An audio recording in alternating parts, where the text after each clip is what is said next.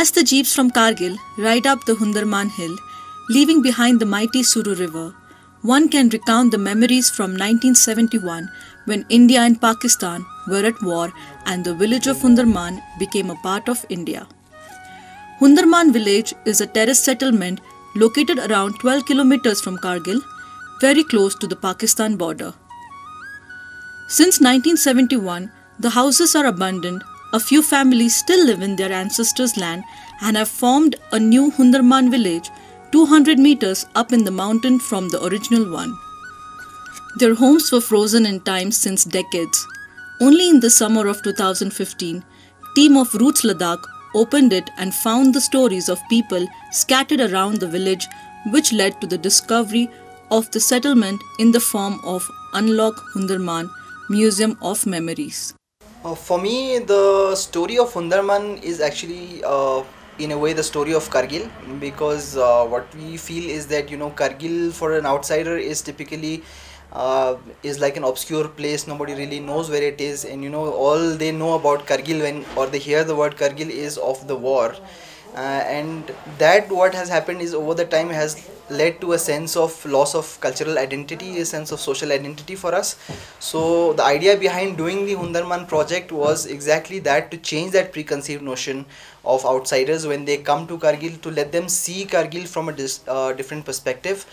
So when we initiated this project in 2015, we tried to work with the local community of Hundarman, in their partially abandoned settlement of Hundarman Brok, where we established a small community museum using the artifacts that we found in their settlement itself, and tried to narrate the story of the people there, of how people lived there, their culture, their lifestyle, and how they would spend their day-to-day life. So that was the objective of doing this project. So for us, it's not just a one-time project, but more of a statement that we try to make to the outside world, letting people see the place beyond the perspective of war. A blend of artifacts and memories which later evolved into a living museum that demystifies its dominant narrative as a war-ridden village.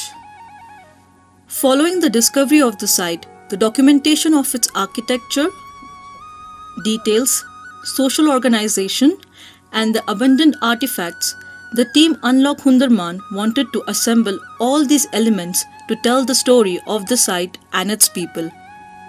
The settlement is frozen in time ever since the families migrated. These homes were open to unfold the lives and stories of the people living here.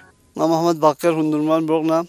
The museum पहुँचे शुरू सो में जबना ngaci Yuli Ahmed po काफ़ी बड़ा सो and then tourist नाम बाहर tourist काफ़ी ngaca दिन तालबत काफ़ी तादाद का the museum पे नु काफ़ी पुराना सामान और हर किस्म सामान और बहुत पुराना सामान है देनु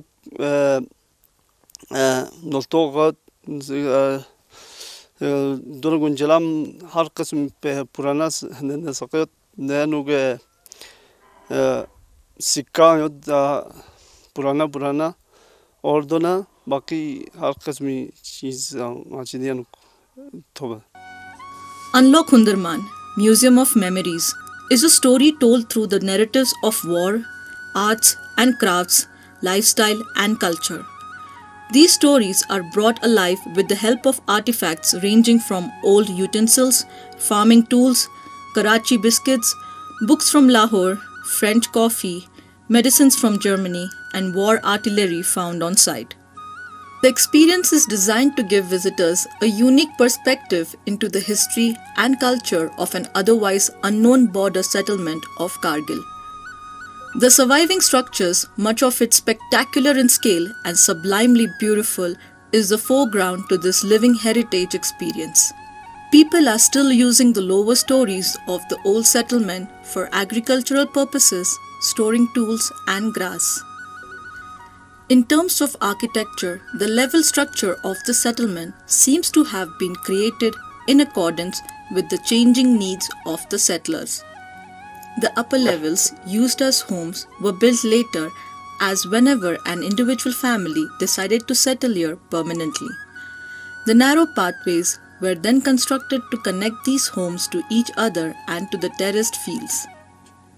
The homes have been constructed from locally sourced materials such as stone, earth, and wood from willow and poplar trees.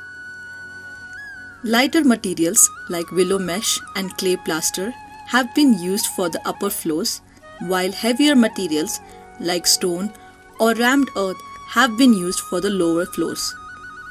The frugal architecture that has stood the test of time is a testament of the old ways of human ingenuity.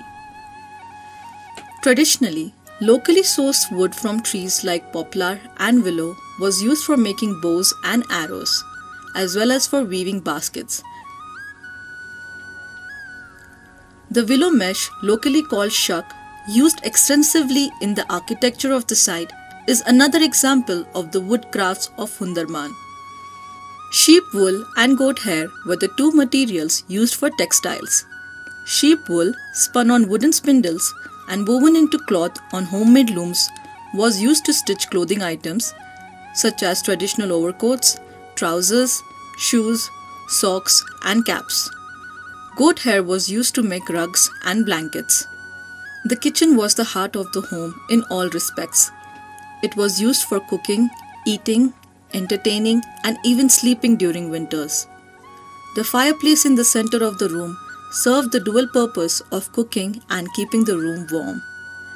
The artifacts displayed in this room portray how utensils evolved over time from crude wooden and stone vessels to polished metal ones.